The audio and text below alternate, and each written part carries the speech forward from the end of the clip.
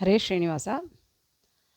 நான் இன்றைக்கி ஜென்ரல் டாப்பிக்கில் வாழை மரத்தையும் மனுஷனோட வாழ்க்கையையும் ஒன்றா பார்க்குற மாதிரி எனக்கு ஒரு நினைப்பு இது. அது எப்படிங்கிறது நான் எக்ஸ்பிளைன் பண்ணுறேன். ஒரு படத்தில், பாஷா படத்தில் ரஜினிகாந்த் சார் சொல்லுவார்ல, 8 8 மனுஷ வாழ்க்கையை பிரிச்சுக்கோ, எந்த 8 அந்த மாதிரி வாழை மரத்துக்கும் மனுஷனோட வாழ்க்கைக்கும் கனெக்ட் இருக்கிற மாதிரி எனக்கு ஒரு ஃபீலிங். என்னென்னா, வாழை மரம் பார்த்திங்கன்னா, அது ஃபஸ்ட்டு இலை விடும்போது சுருட்டி இருக்கும், ரொம்ப அப்படியே சுருண்டு இருக்கும். நம்ம பிறக்கும்போது அந்த மாதிரி கர்ப்பப்பையில் சுருண்டு அந்த மாதிரி தான் இருப்போம். அது அந்த பொசிஷன் இதுவாகிற வரலையும் திடீர்னு ஒரு நாள் அது டப்புன்னு வெடித்து ஃபுல் இலையாக மாறிடும், அந்த சுருண்டு இருக்கிறது. அந்த மாதிரி நம்ம வெளியில் ஒரு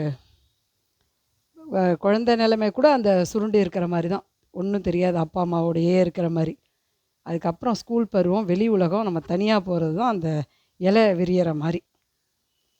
அந்த இலை பார்த்திங்கன்னா ஃபஸ்ட்டெல்லாம் இலசாக இருக்கும், தண்ணி போட்டு போட்டு ஆகாரம் தடி. அப்புறம் அது கொஞ்சம் இளம் பச்சை ஆகும், அப்புறம் கொஞ்சம் இதுவாகும். நம்ம படிக்கிற வாழ்க்கை ஒன்றுன்னா ஸ்டெப் பை ஸ்டெப்பு கற்று என்னென்ன வாழ்க்கையில் கற்றுக்குறோமோ அது படிப்பினையும் சரி, வாழ்க்கை லைஃப் இதுவும் சரி பண்ணி அந்த இலை கொஞ்சம் முத்துற மாதிரி இருக்கும். அப்புறம் கொஞ்சம் ஸ்ட்ராங் இலையாகும், நம்மளோட படிப்புக்கு ஏற்ற மாதிரி அது எடுத்துக்கணும். அப்புறம் பார்த்திங்கன்னா அந்த கரும்பச்சை இலையாகும்.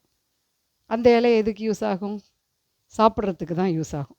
அது எப்படின்னா, நம்ம வளர்ந்து ஒரு பொசிஷனுக்கு மற்றவங்களுக்கு ஆகாரம் போடுறதுக்கு ரெடியாக இருக்குங்கிற மாதிரி அது காமிக்கிற மாதிரி அது.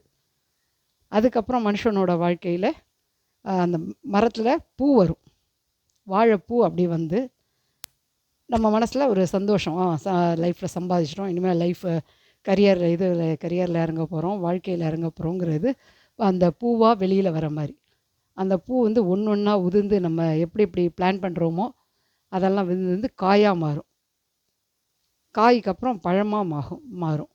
அது என்னென்னா, லைஃப்பில் நல்லது கெட்டது எல்லாம் அப்படியே கற்றுக்குறோம். அந்த காயோட துவர்ப்புனஸ், புளிப்புன பழத்தோட ஸ்வீட்னஸ்ஸு எல்லாம் தெரிஞ்சுக்கிறோம். அப்புறம் அந்த மரம் என்ன ஆகும்? கல்யாணத்துக்கு தான் கட்டுவாங்க. நம்ம என்ன ஆகிறோம்? சம்பாதிச்சு எல்லாம் தெரிஞ்சு வாழ்க்கை கல்யாணத்துக்கு ரெடி ஆகிறோம். அதுக்கப்புறம் பார்த்திங்கன்னா, கல்யாணத்துக்கு அப்புறம் அந்த மரத்தை வெட்டி எடுத்தாங்கன்னா அதுக்கப்புறம் அது பக்கத்தில் இன்னொரு மரம் முளைக்கும், நம்ம வாழ்க்கை மறுபடியும் ஆரம்பிக்குங்கிற அர்த்தம். இப்படி தான் மனுஷன் வாழ்க்கை இருக்குது. இதில் ஒருத்தனோட வாழ்க்கை மரங்கிறேனே, அதில் அம்மா அப்பாவோட ரோல் என்னன்னிங்கன்னா, அதுதாங்க வாழைத்தண்டு. வாழைத்தண்டு தான் வாழை மரத்தையே தாங்குது. பேரண்ட்ஸ் பின்புகமாக இருக்காங்க. ஒருத்தன் வளர்கிறதுக்கு எல்லாத்துக்கும் அந்த தண்டு தாங்குது. அந்த தண்டு தாங்க அம்மா அப்பா. அவங்களோட பசங்களோட வளர்ச்சியை அந்த தண்டு தாங்குது. அந்த தண்டு பார்த்திங்கன்னா எல்லா வித வயிற்றில் ஏதாவது பெற்ற நோய் எல்லாத்துக்கும் நல்லது. டோட்டலாக அந்த வாழைத்தண்டு ரொம்ப உடம்புக்கு நல்லது, பேரண்ட்ஸ் மாதிரிங்க. ஆக மொத்தம் வாழை மரம் எல்லாரோட லைஃப்லையும் இப்படி தான் அடுத்தடுத்து வளர மாதிரி எனக்கு ஒரு கற்பனை. அதை சொன்னேன். இது பிடிச்சிருந்ததுன்னா லைக் பண்ணுங்கள், ஷேர் பண்ணுங்கள். என் சேனல் பிடிச்சதுன்னா சப்ஸ்கிரைப் பண்ணுங்கள். Hi friends, Hare Srinivasa.